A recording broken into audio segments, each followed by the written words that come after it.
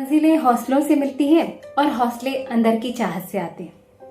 पर कहानी एक ऐसे बच्चे की जिसके साथी, जिसके गुरु और जिसे खुद लगता था कि वो कुछ कर ही नहीं सकता।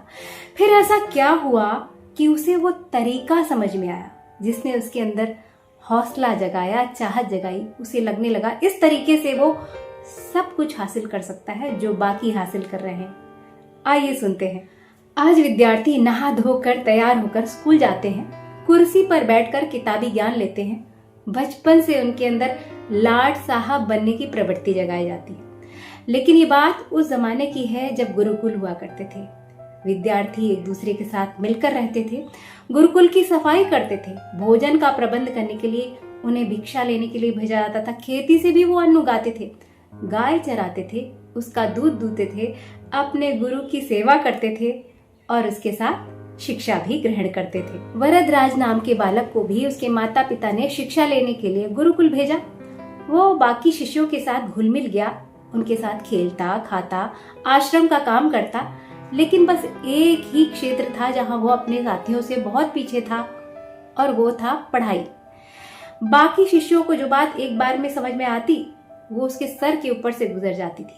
श्लोक, अक्षर का अर्थ समझना उसके लिए मकड़ी के जाले में घुसने जैसा था। गुरुजी उसे समझा समझा कर थक जाते, मगर उसके दिमाग में कुछ न घुसता।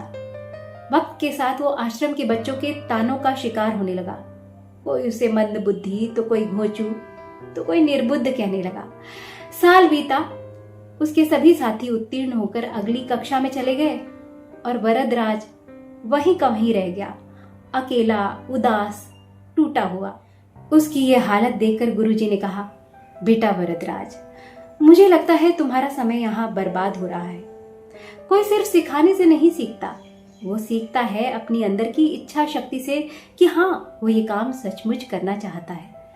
मुझे तुम में वो इच्छा शक्ति नहीं दिखती। मुझे लगता है तुम्हें वापस अपने माता पिता के पास जाकर उनके काम में उनका हाथ बटाना चाहिए, खेती बाड़ी करनी चाहिए।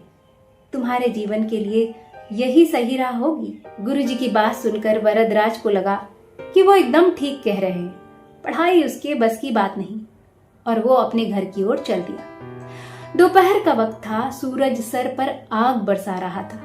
वरदराज का गला प्यास से सूख रहा था।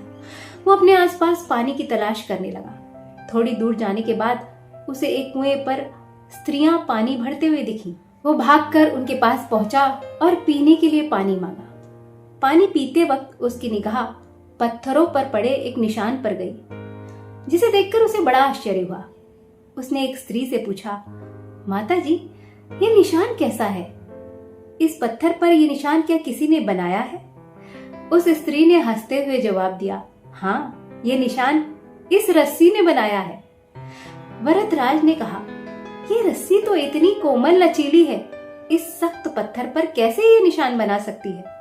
स्त्री ने कहा, हाँ, सालों से रोज दिन में कई बार ये रस्सी इस पत्थर से खुद को रगड़ते हुए आगे पीछे होती है और इस तरह रोज रोज करते करते इस लचीली रस्सी ने भी इस सख्त पत्थर पर अपना निशान बना दिया। ये बात वरदराज के मन मस्तिष्क में घुस गई कि जब सालों से कोशिश करते करते ये लचीली रस्सी इस सख्त पत्थर पर अपना निशान बना सकती है, तो मैं भी रोज रोज अभ्यास करके विद्या को जरूर अपने दिमाग में घुसा सकता हूँ। उसकी आंखों में चमक आ गई कि एक ही काम को बार बार करने से उसे सीखा जा सकता है, नामुमकिन को मुमकिन बनाया जा सकता है। वरदराज ने वापस गुरुकुल जाने का निश्चय किया। उसे लगा कि जो बाकी विद्यार्थी एक बार करते हैं, मैं वो 10 बार करूंगा और जरूर सीखूंगा। जब वो वापस गुरुकुल पहुंचा तो सभी विद्यार्थी उसे शंका की दृष्टि से देखने लगे। गुरुजी ने कहा, क्या हुआ वरदराज, वापस क्यों लौट आए?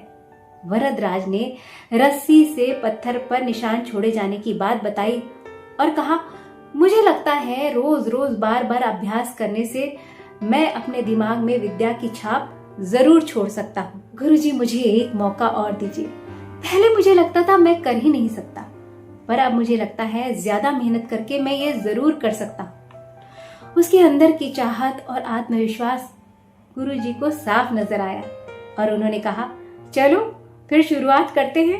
अब वरदराज दूसरे विद्यार्थियों से पहले उठता, गुरुजी के पास जाता उनके सामने अपनी शंका और सवाल रखता, गलती करने पर बार बार पूछता, रट्टा लगाता।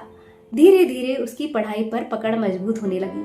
श्लोक याद होते गए, शब्दों के अर्थ समझ में आने लगे। जिसे बाकी विद्यार्थी मंद बुद्धि समझते थे, वो इतना बड़ा विद्वान बन गया कि उसका नाम दूर दूर तक जाना जाने लगा। उसने कई किताबें लिखी, सार सिद्धांत कौमुदी, मध्यम सिद्धांत कौमुदी, नौ सिद्धांत कौमुदी और गीवाड़ पद्मंजरी। संस्कृत व्याकरण के क्षेत्र में उनका नाम बड़े आदर के साथ लिया जाता है। तो अभ्यास वो चमत्कार करता है जिससे हर स्वप्न पूरा हो सकता है। मेहनत करो, हर रोज करो, बार बार करो, क्योंकि यही वो तरीका है जो हमें अपनी मंजिल तक पहुंचा सकता है। तो ये कहानी अच्छी लगी हो तो वीडियो को लाइक करिएगा, शेयर करिएगा और चैनल को सब्सक्राइब जरूर करिएगा।